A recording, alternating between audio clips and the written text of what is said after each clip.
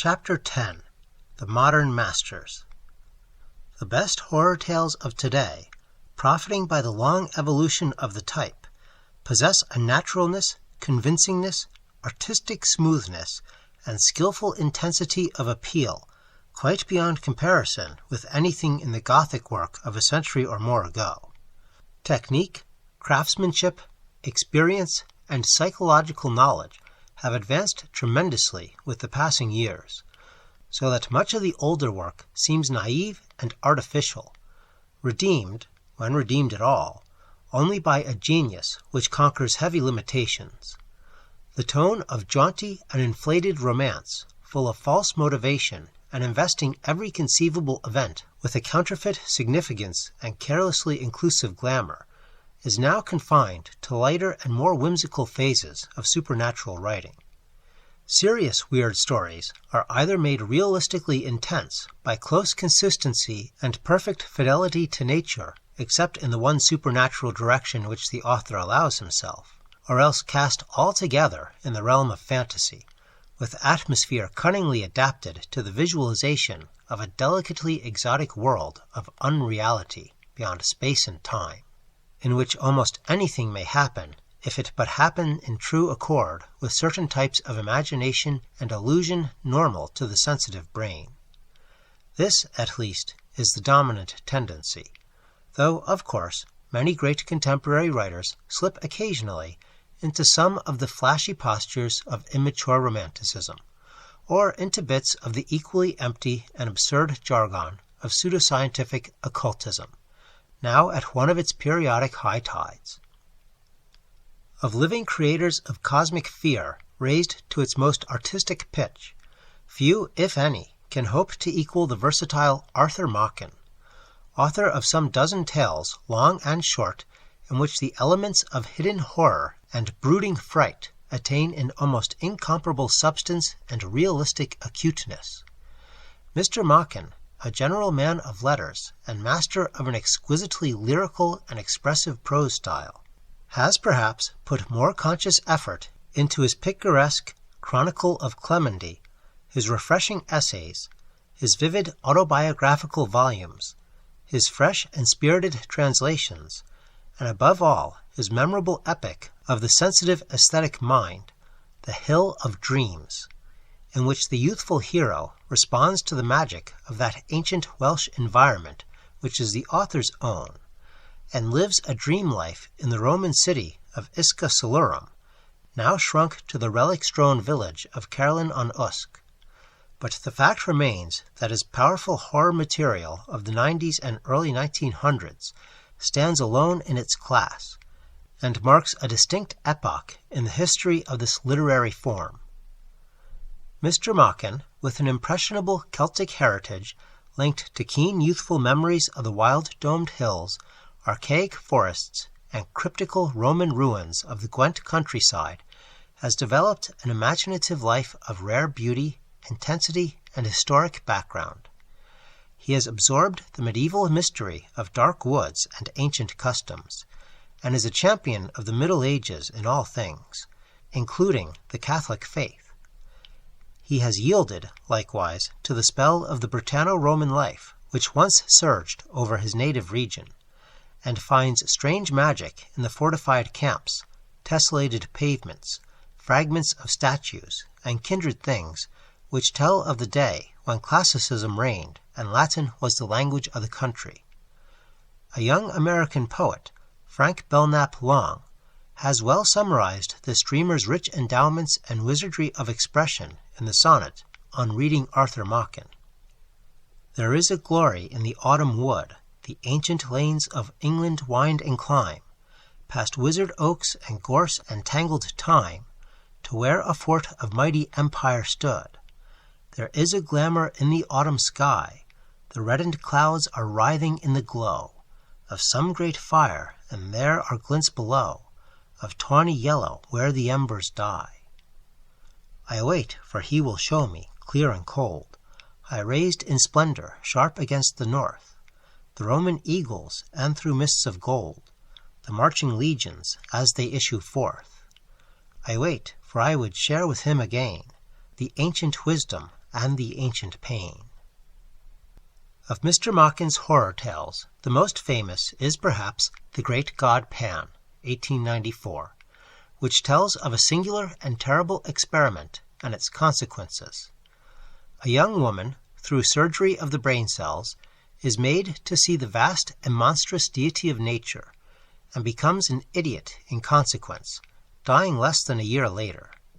Years afterward, a strange, ominous, and foreign-looking child named Helen Vaughn is placed to board with a family in rural Wales, and haunts the woods in unaccountable fashion. A little boy is thrown out of his mind at sight of someone or something he spies with her, and a young girl comes to a terrible end in similar fashion. All this mystery is strangely interwoven with the Roman rural deities of the place, as sculptured in antique fragments. After another lapse of years, a woman of strangely exotic beauty appears in society, drives her husband to horror and death, causes an artist to paint unthinkable paintings of witches' sabbaths, creates an epidemic of suicide among the men of her acquaintance, and is finally discovered to be a frequenter of the lowest dens of vice in London, where even the most callous degenerates are shocked at her enormities. Through the clever comparing of notes on the part of those who have had word of her at various stages of her career, this woman is discovered to be the girl Helen Vaughn, who is the child, by no mortal father, of the young woman on whom the brain experiment was made. She is the daughter of hideous Pan himself, and at the last is put to death amidst horrible transmutations of form, involving changes of sex and a descent to the most primal manifestations of the life principle. But the charm of the tale is in the telling. No one could begin to describe the cumulative suspense and ultimate horror with which every paragraph abounds, without following fully the precise order in which Mr. Machen unfolds his gradual hints and revelations. Melodrama is undeniably present, and coincidence is stretched to a length which appears absurd upon analysis. But in the malign witchery of the tale as a whole, these trifles are forgotten, and the sensitive reader reaches the end with only an appreciative shudder and a tendency to repeat the words of one of the characters. It is too incredible, too monstrous. Such things can never be in this quiet world. Why, man, if such a case were possible, our earth would be a nightmare.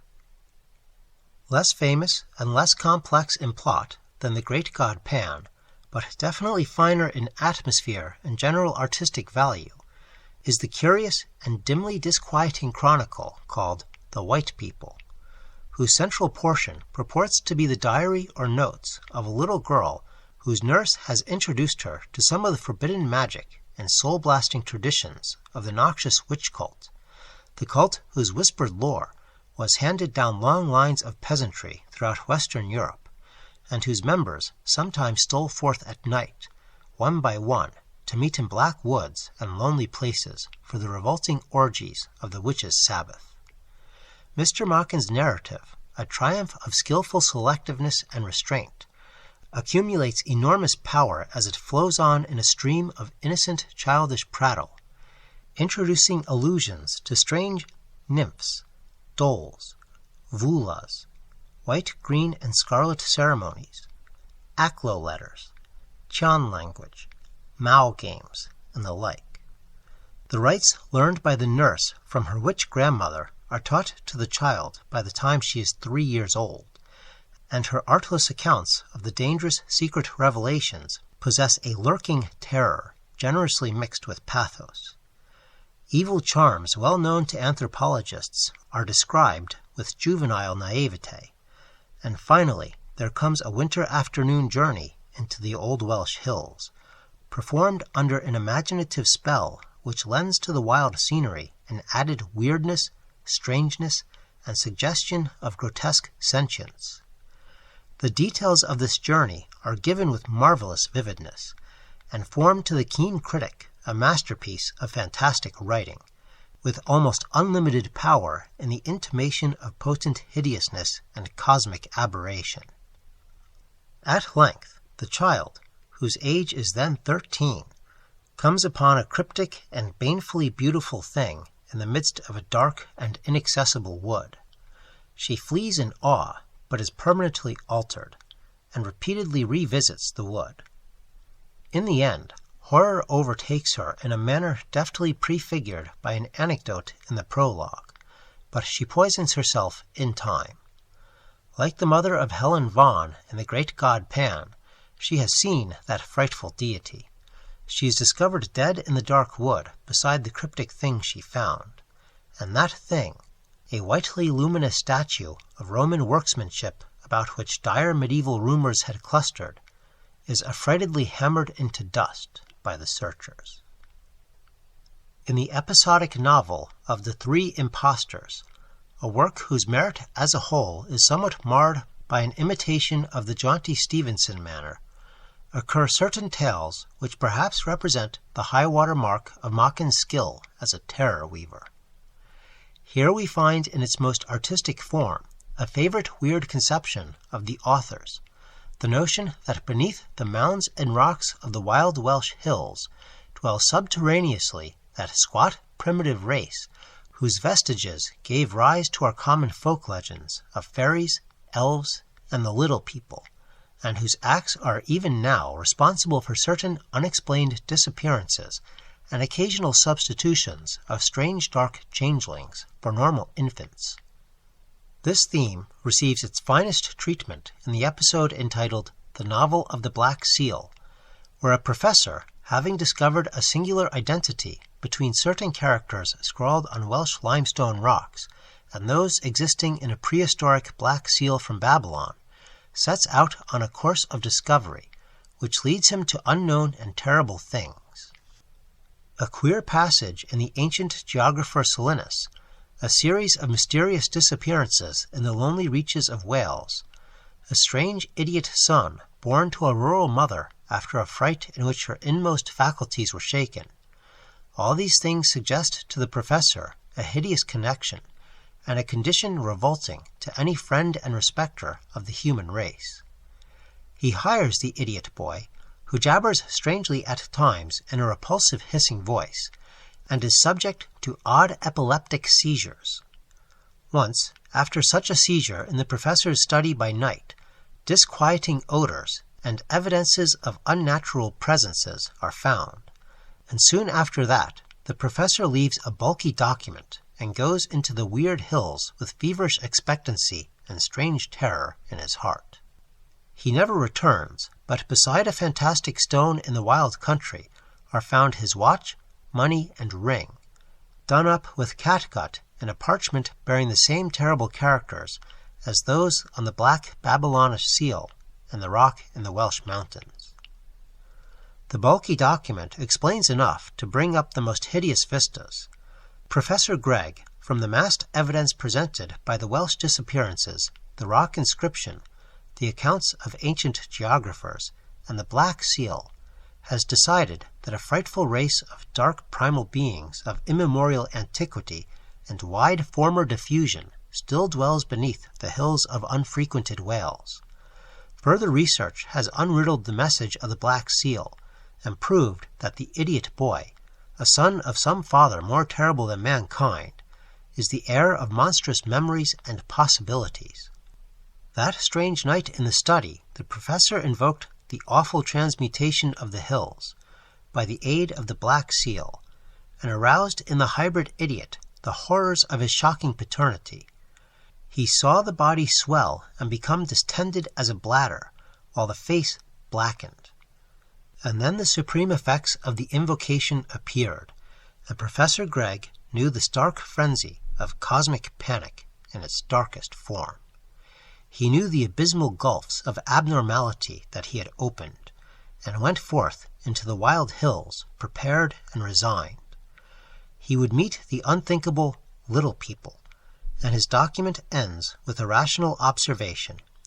If I unhappily do not return from my journey, there is no need to conjure up here a picture of the awfulness of my fate.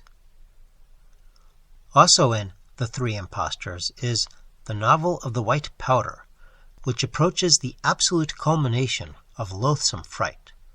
Francis Lester, a young law student nervously worn out by seclusion and overwork, has a prescription filled by an old apothecary none too careful about the state of his drugs.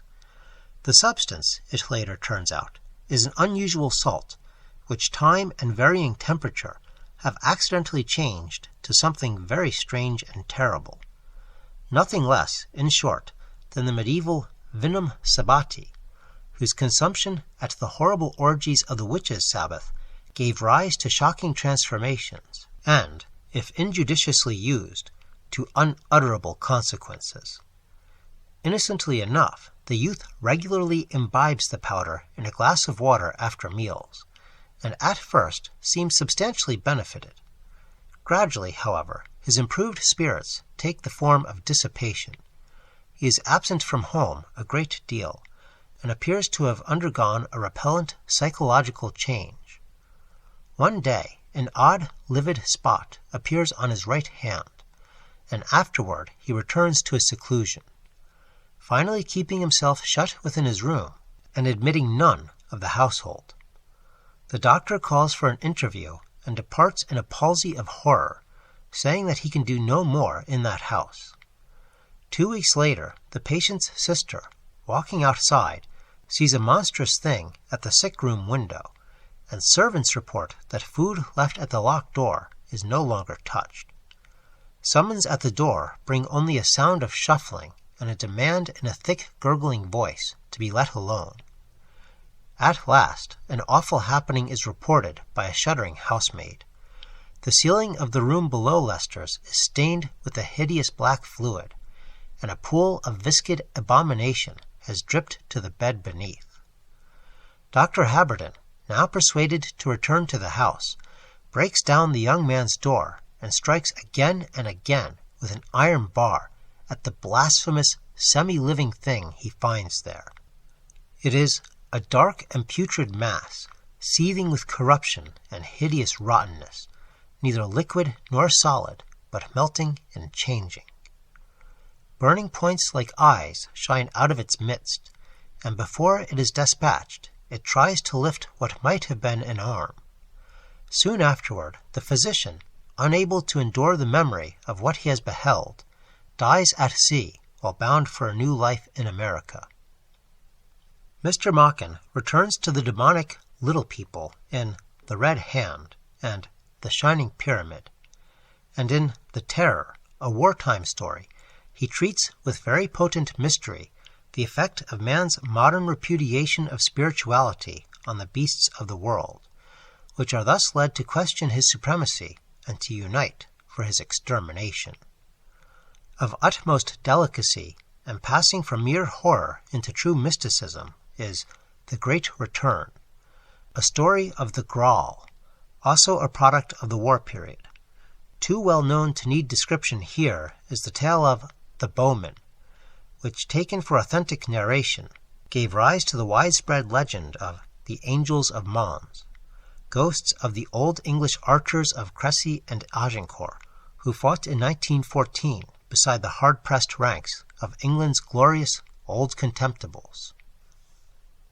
Less intense than Mr. Machen in delineating the extremes of stark fear, yet infinitely more closely wedded to the idea of an unreal world constantly pressing upon ours, is the inspired and prolific Algernon Blackwood, amidst whose voluminous and uneven work may be found some of the finest spectral literature of this or of any age. Of the quality of Mr. Blackwood's genius there can be no dispute, for no one has even approached the skill, seriousness, and minute fidelity with which he records the overtones of strangeness in ordinary things and experiences, or the preternatural insight with which he builds up, detail by detail, the complete sensations and perceptions leading from reality into supernormal life or vision. Without notable command of the poetic witchery of mere words, he is the one absolute and unquestioned master of weird atmosphere, and can evoke what amounts almost to a story from a simple fragment of humorless psychological description. Above all others, he understands how fully some sensitive minds dwell forever on the borderland of dream, and how relatively slight is the distinction betwixt those images formed from actual objects and those excited by the play of the imagination. Mr. Blackwood's lesser work is marred by several defects, such as ethical didacticism, occasional insipid whimsicality, the flatness of benignant supernaturalism, and the too free use of the trade jargon of modern occultism. A fault of his more serious efforts is that diffuseness and long-windedness which results from an excessively elaborate attempt, under the handicap of a somewhat bald and journalistic style devoid of intrinsic magic, color, and vitality, to visualize precise sensations and nuances of uncanny suggestion. But in spite of all this, the major products of Mr. Blackwood attain a genuinely classic level and evoke, as does nothing else in literature, an awed and convinced sense of the immanence of strange spiritual spheres or entities. The well-nigh endless array of Mr. Blackwood's fiction includes both novels and shorter tales, the latter sometimes independent and sometimes arrayed in series. Foremost of all must be reckoned The Willows, in which the nameless presences on a desolate Danube island are horribly felt and recognized by a pair of idle voyagers. Here, art and restraint in narrative reach their very highest development, and an impression of lasting poignancy is produced without a single strained passage or a single false note. Another amazingly potent, though less artistically finished tale, is The Wendigo, where we are confronted by horrible evidences of a vast forest demon, about which North Woods lumbermen whisper at evening.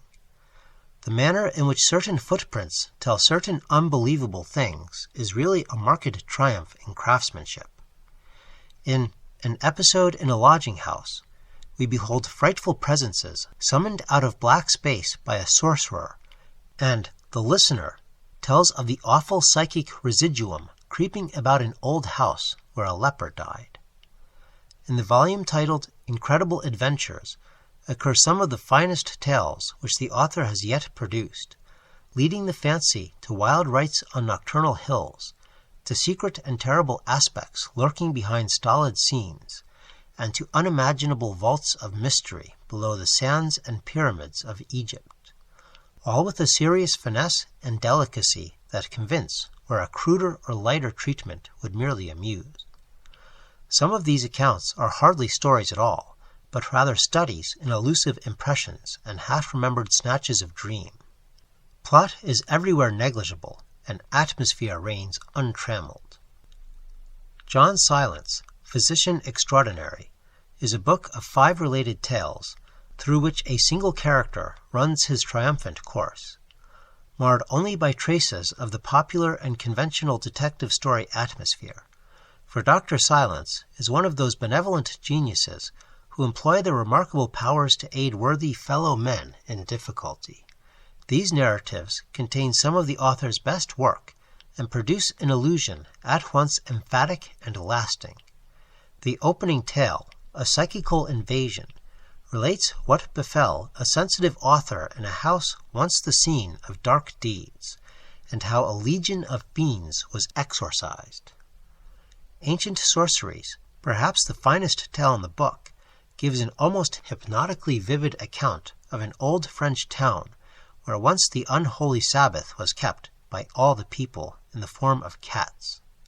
In The Nemesis of Fire, a hideous elemental is evoked by new spilt blood, whilst Secret Worship tells of a German school where Satanism held sway, and where long afterward an evil aura remained. The Camp of the Dog is a werewolf tale, but is weakened by moralization and professional occultism. Too subtle, perhaps, for definite classification as horror tales, yet possibly more truly artistic in an absolute sense, are such delicate fantasies as Jimbo or The Centaur. Mr. Blackwood achieves in these novels a close and palpitant approach to the inmost substance of dream, and works enormous havoc with the conventional barriers between reality and imagination. Unexcelled in the sorcery of crystalline singing prose, and supreme in the creation of a gorgeous and languorous world of iridescently exotic vision, is Edward John Morton Drax Plunkett, 18th Baron Dunsany, whose tales and short plays form an almost unique element in our literature. Inventor of a new mythology and weaver of surprising folklore, Lord Dunsany stands dedicated to a strange world of fantastic beauty, and pledged to eternal warfare against the coarseness and ugliness of diurnal reality. His point of view is the most truly cosmic of any held in the literature of any period. As sensitive as Poe to dramatic values and the significance of isolated words and details, and far better equipped rhetorically through a simple lyric style based on the prose of the King James Bible, this author draws with tremendous effectiveness on nearly every body of myth and legend within the circle of European culture, producing a composite or eclectic cycle of fantasy in which Eastern color, Hellenic form, Teutonic somberness, and Celtic wistfulness are so superbly blended that each sustains and supplements the rest, without sacrifice of perfect congruity and homogeneity. In most cases, Dunsany's lands are fabulous. Beyond the East, or at the edge of the world, his system of original personal and place names, with roots drawn from classical, oriental, and other sources, is a marvel of versatile inventiveness and poetic discrimination, as one may see from such specimens as Agramenes, Bethmura, Poltarnes, Camarac, Iluriel, or Sardathrion. Beauty, rather than terror, is the key note of Dunsany's work. He loves the vivid green of jade and of copper domes, and the delicate flush of sunset on the ivory minarets of impossible dream cities. Humor and irony, too, are often present to impart a gentle cynicism and modify what might otherwise possess a naive intensity. Nevertheless, as is inevitable in a master of triumphant unreality, there are occasional touches of cosmic fright which come well within the authentic tradition. Dunsany loves to hint slyly and adroitly of monstrous things and incredible dooms, as one hints in a fairy tale. In The Book of Wonder, we read of Hlöhlo, a gigantic spider idol, which does not always stay at home, of what the Sphinx feared in the forest, of Slith, the thief, who jumps over the edge of the world after seeing a certain light lit and knowing who lit it, of the Anthropophagus Gibelins, who inhabit an evil tower and guard a treasure, of the gnolls, who live in the forest and from whom it is not well to steal, of the city of Never, and the eyes that watch in the underpits, and of kindred things of darkness. A Dreamer's Tales tells of the mystery that sent forth all men from Bethmura in the desert, of the vast gate of Perdinaris that was carved from a single piece of ivory, and of the voyage of poor old Bill, whose captain cursed the crew and paid calls on nasty-looking isles new risen from the sea, with low-thatched cottages having evil, obscure windows. Many of Dunsany's short plays are replete with spectral fear. In The Gods of the Mountain, 7 beggars impersonate the 7 green idols on a distant hill, and enjoy ease and honor in a city of worshippers until they hear the real idols are missing from their wonted seats. A very ungainly sight in the dusk is reported to them. Rock should not walk in the evening. And at last, as they sit awaiting the arrival of a troop of dancers, they note that the approaching footsteps are heavier than those of good dancers ought to be. Then things ensue, and in the end, the presumptuous blasphemers are turned to green jade statues by the very walking statues whose sanctity they outraged. But mere plot is the very least merit of this marvelously effective play. The incidents and developments are those of a supreme master, so that the whole forms one of the most important contributions of the present age, not only to drama, but to literature in general. A Night at an Inn tells of 4 thieves who have stolen the Emerald Eye of Klesh, a monstrous Hindu god. They lure to their room and succeed in slaying the 3 priestly avengers who are on their track, but in the night Klesh comes gropingly for his eye, and having gained it and departed, calls each of the despoilers out into the darkness for an unnamed punishment. In The Laughter of the Gods, there is a doomed city at the jungle's edge, and a ghostly lutanist heard only by those about to die. Compare Alice's spectral harpsichord in Hawthorne's House of the Seven Gables. Whilst The Queen's Enemies retells the anecdote of Herodotus, in which a vengeful princess invites her foes to a subterranean banquet and lets in the Nile to drown them. But no amount of mere description can convey more than a fraction of Lord Dunsany's pervasive charm. His prismatic cities and unheard-of rites are touched with a sureness which only mastery can engender, and we thrill with a sense of actual participation in his secret mysteries. To the truly imaginative, he is a talisman and a key, unlocking rich storehouses of dream and fragmentary memory, so that we may think of him not only as a poet, but as one who makes each reader a poet as well. At the opposite pole of genius from Lord Dunsany, and gifted with an almost diabolic power of calling horror by gentle steps from the midst of prosaic daily life, is the scholarly Montague Rhodes James, Provost of Eton College, antiquary of note, and recognized authority on medieval manuscripts and cathedral history.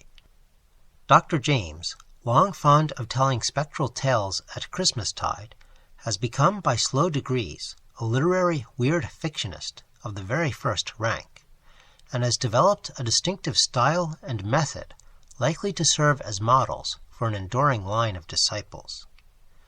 The art of Dr. James is by no means haphazard, and in the preface to one of his collections, he has formulated 3 very sound rules for macabre composition. A ghost story, he believes, should have a familiar setting in the modern period, in order to approach closely the reader's sphere of experience. Its spectral phenomena, moreover, should be malevolent rather than beneficent, since fear is the emotion primarily to be excited. And finally, the technical patois of occultism or pseudoscience ought carefully to be avoided, lest the charm of casual verisimilitude be smothered in unconvincing pedantry. Dr. James, practicing what he preaches, approaches his themes in a light and often conversational way, creating the illusion of everyday events. He introduces his abnormal phenomena cautiously and gradually, relieved at every turn by touches of homely and prosaic detail, and sometimes spiced with a snatch or 2 of antiquarian scholarship.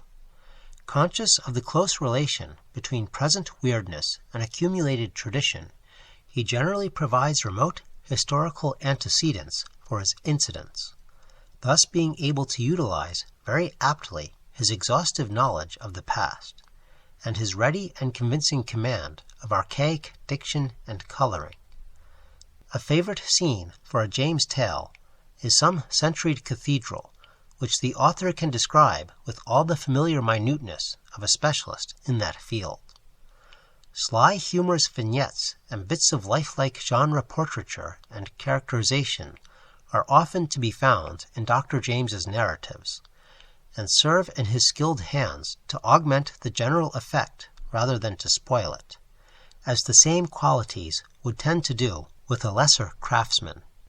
In inventing a new type of ghost, he has departed considerably from the conventional Gothic tradition, for where the older stock ghosts were pale and stately, and apprehended chiefly through the sense of sight, the average James ghost is lean, dwarfish, and hairy, a sluggish, hellish night abomination midway betwixt beast and man, and usually touched before it is seen. Sometimes the spectre is of still more eccentric composition, a roll of flannel with spidery eyes, or an invisible entity which molds itself in bedding and shows a face of crumpled linen. Dr. James has, it is clear, an intelligent and scientific knowledge of human nerves and feelings, and knows just how to apportion statement, imagery, and subtle suggestions in order to secure the best results with his readers. He is an artist in incident and arrangement rather than in atmosphere, and reaches the emotions more often through the intellect than directly. This method, of course, with its occasional absences of sharp climax, has its drawbacks as well as its advantages, and many will miss the thorough atmospheric tension which writers like Machen are careful to build up with words and scenes. But only a few of the tales are open to the charge of tameness.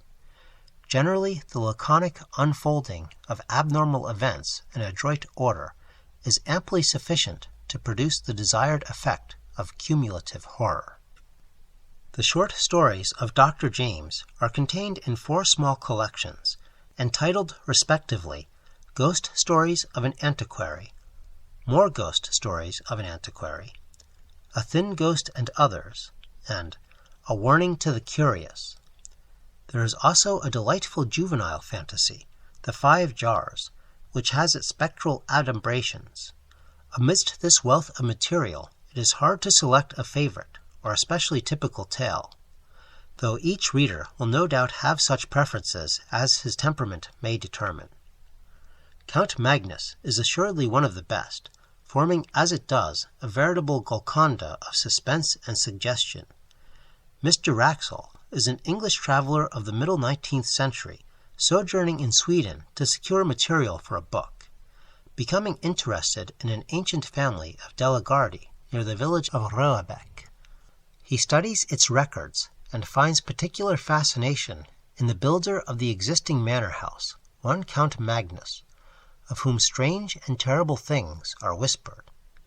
The Count, who flourished early in the 17th century, was a stern landlord and famous for his severity toward poachers and delinquent tenants.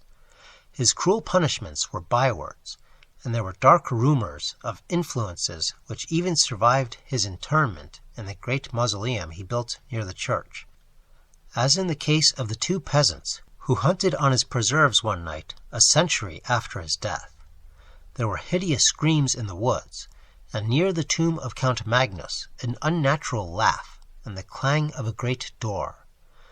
Next morning the priest found the 2 men, one a maniac and the other dead, with the flesh of his face sucked from the bones. Mr. Wraxall hears all these tales and stumbles on more guarded references to a black pilgrimage once taken by the Count. A pilgrimage to Chorazin in Palestine, one of the cities denounced by our Lord in the Scriptures, and in which old priests say that Antichrist is to be born.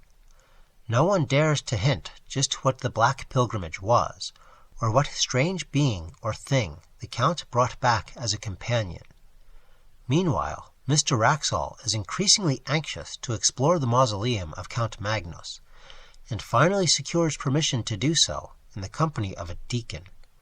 He finds several monuments and 3 copper sarcophagi, one of which is the Count's. Round the edge of this latter are several bands of engraved scenes, including a singular and hideous delineation of a pursuit, the pursuit of a frantic man through a forest by a squat muffled figure with a devilfish's tentacle, directed by a tall cloaked man on a neighboring hillock. The sarcophagus has 3 massive steel padlocks, one of which is lying open on the floor, reminding the traveler of a metallic clash he heard the day before when passing the mausoleum and wishing idly that he might see Count Magnus. His fascination augmented, and the key being accessible, Mr. Wraxall pays the mausoleum a second and solitary visit, and finds another padlock unfastened. The next day, his last in Röabeck, he again goes alone to bid the long-dead Count farewell, once more queerly impelled to utter a whimsical wish for a meeting with the buried nobleman. He now sees to his disquiet that only one of the padlocks remains on the great sarcophagus. Even as he looks, that last lock drops noisily to the floor, and there comes a sound as of creaking hinges. Then the monstrous lid appears very slowly to rise, and Mr. Wraxall flees in panic fear without refastening the door of the mausoleum. During his return to England, the traveler feels a curious uneasiness about his fellow passengers on the canal boat which he employs for the earlier stages. Cloaked figures make him nervous, and he has a sense of being watched and followed. Of 28 persons whom he counts, only 26 appear at meals, and the missing 2 are always a tall cloaked man and a short muffled figure. Completing his water travel at Harwich, Mr. Wraxall takes frankly to flight in a closed carriage, but sees 2 cloaked figures at a crossroad. Finally, he lodges at a small house in a village, and spends the time making frantic notes. On the second morning, he is found dead, and during the inquest, 7 jurors faint at sight of the body. The house where he stayed is never again inhabited, and upon its demolition half a century later, his manuscript is discovered in a forgotten cupboard. In The Treasure of Abbot Thomas, a British antiquary unriddles a cipher on some Renaissance-painted windows, and thereby discovers a centuried hoard of gold in a niche halfway down in a well in the courtyard of a German abbey. But the crafty depositor had set a guardian over that treasure, and something in the black well twines its arms around the searcher's neck in such a manner that the quest is abandoned and a clergyman sent for. Each night after that, the discoverer feels a stealthy presence and detects a horrible odor of mold outside the door of his hotel room, till finally the clergyman makes a daylight replacement of the stone at the mouth of the treasure vault in the well, out of which something had come in the dark, to avenge the disturbing of old Abbot Thomas's gold. As he completes his work, the cleric observes a curious toad-like carving on the ancient wellhead, with the Latin motto, Depositum Custodi, keep that which is committed to thee. Other notable James tales are The Stalls of Barchester Cathedral, in which a grotesque carving comes curiously to life to avenge the secret and subtle murder of an old dean by his ambitious successor. O Whistle, and I'll Come to You, My Lad, which tells of the horror summoned by a strange metal whistle found in a medieval church ruin, and An Episode of Cathedral History, where the dismantling of a pulpit uncovers an archaic tomb whose lurking demon spreads panic and pestilence. Dr. James, for all his light touch, evokes fright and hideousness in the most shocking forms, and will certainly stand as one of the few really creative masters in his darksome province. For those who relish speculation regarding the future, the tale of supernatural horror provides an interesting field. Combated by a mounting wave of plotting realism, cynical flippancy, and sophisticated disillusionment, it is yet encouraged by a parallel tide of growing mysticism, as developed both through the fatigued reaction of occultists and religious fundamentalists against materialistic discovery, and through the stimulation of wonder and fancy by such enlarged vistas and broken barriers as modern science has given us with its intra-atomic chemistry, advancing astrophysics, doctrines of relativity, and probings into biology and human thought. At the present moment, the favoring forces would appear to have somewhat of an advantage, since there is unquestionably more cordiality shown toward weird writings than when, 30 years ago, the best of Arthur Machen's work fell on the stony ground of the smart and cocksure 90s. Ambrose Bierce, almost unknown in his own time, has now reached something like general recognition. Startling mutations, however, are not to be looked for in either direction. In any case, an approximate balance of tendencies will continue to exist. And while we may justly expect a further subtilization of technique, we have no reason to think that the general position of the spectral in literature will be altered. It is a narrow though essential branch of human expression, and will chiefly appeal, as always, to a limited audience with keen special sensibilities. Whatever universal masterpiece of tomorrow may be wrought from phantasm or terror will owe its acceptance rather to a supreme workmanship than to a sympathetic theme. Yet who shall declare the dark theme a positive handicap? Radiant with beauty, the cup of the Ptolemies was carven of onyx.